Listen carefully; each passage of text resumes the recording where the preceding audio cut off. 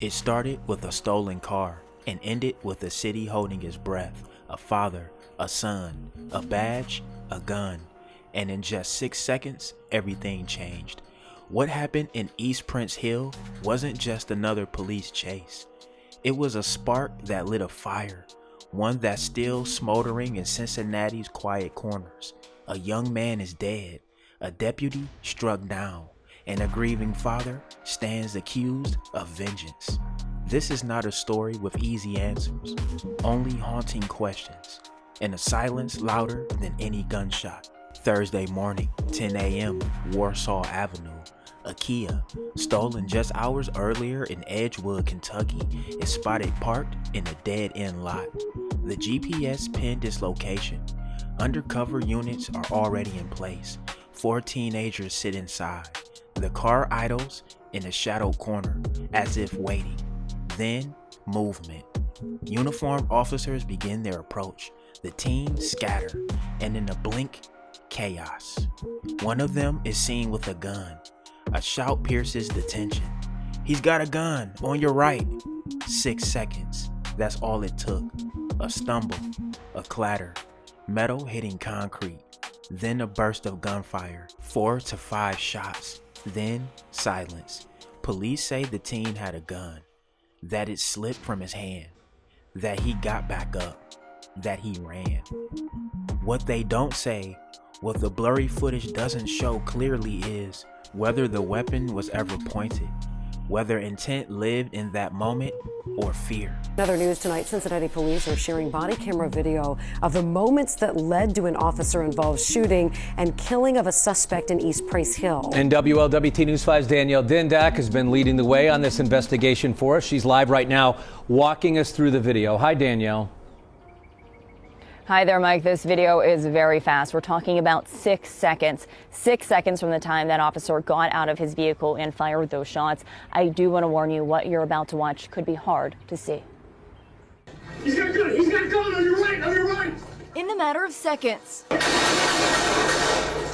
It all began with a stolen vehicle, a Kia from Edgewood, Kentucky. GPS tracking led the investigation here, a condo complex in East Prince Hill. Officers arrived, and Chief Terry Thiegy explains what happened next. All 4 individuals get out and start running. On your right! On your right! Some in different directions. So officers decide which individual they're going to pursue. One officer decides to pursue the individual who we now know had a firearm in his hand. At some point, the person with the gun slips. They heard the metal from the firearm hit the concrete. This individual gets up, still has the firearm in his hand, and continues to run through the dumpster. The officer who fired the shots was chasing another suspect before he made contact with the armed suspect. The officer who did discharge his firearm said that when the individual came out between the dumpsters, he had the firearm in front of him. It was in like a bladed position, and it was pointed at the officer. And he felt threatened for his life, and that's why he discharged his firearm. 4 to 5 rounds were fired. The suspect was hit twice, given medical care right away, and died. Thiegy says this is the gun the suspect had. A semi-automatic with an extended magazine, with another magazine in his pocket. Let me be very direct. We cannot allow individuals to flee from officers with a loaded firearm aimed at them. When this happens, the outcome is almost always tragic. Police also told us that a stolen gun was found inside that stolen Kia. At this time, we still do not have the identity of the person who was shot and killed. All police could tell us is that he was approximately 18 years old. 18-year-old Ryan Hinton, a name added to the growing ledger of young men whose final seconds are captured on shaky footage and frozen in headlines. Was he running towards something? Away from something? Police recovered a gun near his body, another in the car, and extra magazines in his pocket. But does that define him? Or is there something else behind the sprint, the stumble, the shot? Those who knew him remember a quiet energy, but now the city knows him only through one violent moment. The next day, Friday morning, Rodney Hinton Jr., Ryan's father, sits in a room with police, lawyers, and grief passing down like concrete. He watches the footage, sees his son run, fall, die. He doesn't finish the video. Lawyers say he was quote-unquote understandably distraught.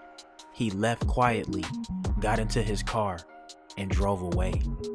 Police Chief Teresa Thigi telling the Buzz radio host Lincoln Ware about the moments she reviewed body camera footage with the Hinton family. I think like any family member, they were all distraught over what they just saw. Did he get up abruptly and just walk out of the room, or did he? He did leave the room, yes. All of a sudden, he left the room. Yeah, Okay. he walked out. Whenever there is a police shooting, body camera footage is released 24 hours after that shooting. A police lieutenant tells me that is standard protocol put into place by Police Chief Teresa Thigi herself.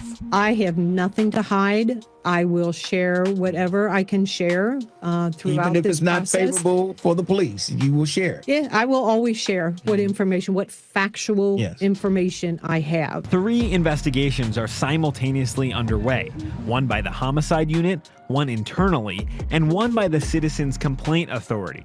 The city is relying on its collaborative agreement, a document that's become a national model for community police relations, born out of the civil unrest in 2001 when an officer shot and killed Timothy Thomas. My ask is for them to be patient and show why we are the gold standard of police community relations. In a statement, Mayor Aftab Purival said in part the collaborative agreement was built for our most challenging time. He said transparency and accountability are being put front and center in this process. Hours later, a tragedy of another kind. A sheriff's deputy, unnamed, directing traffic outside a graduation ceremony near the University of Cincinnati. Broad daylight, families, flashbulbs, gowns, joy, as one generation crosses the threshold into adulthood. Then, impact. A car, speeding, deliberate. The deputy is struck and killed. The driver is Rodney Hinton Jr. Tonight, the father of a teen fatally shot by Cincinnati police Thursday, now behind bars, after investigators say he killed a deputy from another department the next day with his car. There is a connection between these two incidents. 38-year-old Rodney Hinton Jr. is charged with aggravated murder. Prosecutors say he intentionally struck a recently retired Hamilton County deputy who was on traffic patrol. I've got an officer down. A makeshift memorial today at the intersection. The deputy, just identified by the sheriff's office as Larry Henderson, later died at the hospital. He was so well liked and so well known. A courtroom full of law enforcement Saturday as Hinton faced a judge. His team in court calling this an emotionally charged situation. Hinton making a hard-to-hear comment to deputies while being escorted out in handcuffs. The crash happened just hours after he joined a meeting with Cincinnati police to review body camera video of his son's death, according to the attorneys hired by the family to investigate the police shooting. The video, now publicly released from 2 different angles, shows 18-year-old Ryan Hinton being shot and killed Thursday morning by a city police officer. He's got to go. Investigators say the teen pointed a gun at Cincinnati officers responding to a call of a stolen vehicle. Hinton's family attorneys tonight writing they are heartbroken by this tragic turn of events, and we are all devastated for the family of the officer who was killed. Shaquille Brewster joins us now from Cincinnati. So, Shaq, what is next here for the man being charged? Hallie, he's scheduled to be back in this courthouse Tuesday morning as the state requests he be held without bond. Meanwhile, you see it there. Flags on county buildings have been lowered to half staff in honor of that fallen deputy. Police call it murder, premeditated, a father's calculated revenge. Rodney Hinton is arrested, held without bond. The courtroom is packed with officers. But is this justice or a tragedy compounding another? There's no evidence he knew the deputy, no manifesto, no declaration. Only a man broken by the loss of his son, now accused of turning grief into bloodshed. Lawyers say he snapped. The system says he planned. But what if both are true? The body cam footage is blurred. The audio is chaotic. The facts are sharp, but the truth feels hazy. Did Ryan point the gun? Did Rodney plan to kill?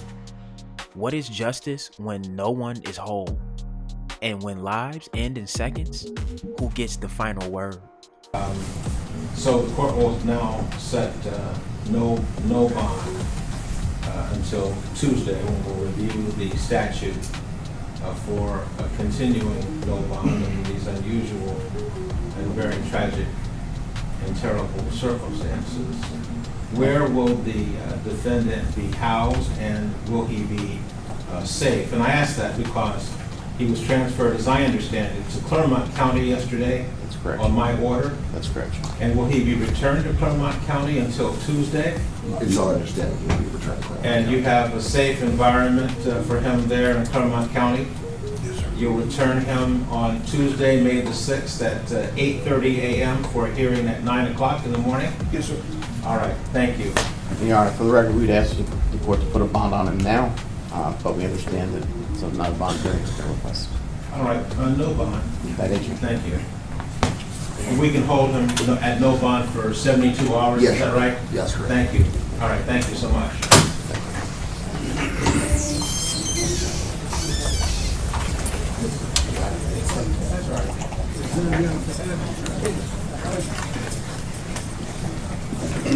Thank you, Your Honor. No, thank you all. Thank you all for being here. Thank you. Thank you. 2 deaths, 2 families in mourning, a city still spinning in the fallout of one moment. 6 seconds, that's all it took. But the echoes will last much longer. As the trial begins and the headlines fade, one question lingers. Who really pulled the trigger on this tragedy? Was it a gun, a broken heart, or a system that left no room for pause? Some stories end in answers. This one ends in silence. Craig, Tanya, a very emotional news conference wrapping up. You had family members multiple times breaking down into tears. It's obvious that this is still very fresh and very painful for them. We heard from attorneys representing the estate of Ryan Hinton, along with his own family, grandfather, grandmother, little sister, cousin. They wanted to share more about how they are remembering Hinton after his death. But the press conference began with attorneys offering condolences to the family of retired Hamilton County Sheriff's Deputy Larry Henderson. They consider his death another tragic loss. Family called the media here to speak on the life of Ryan Hinton, but also to raise questions after reviewing body camera footage from his death. Their main question is this: was the officer justified in using deadly force? As I seen in the video about my grandson, I seen 2 scared people. I seen the officer scared, and I seen my grandson scared. So it's an unfortunate incident that happened. So that's all I seen. It was like, I didn't see the police there trying to kill. No. What I seen was 2 persons made a mistake. My grandson made a mistake being there, and the officer, he was trying to get back to his family too. We're also learning more new information tonight. Hinton's family says he attended Don High School before it shut down. He was not in school at the time of his death.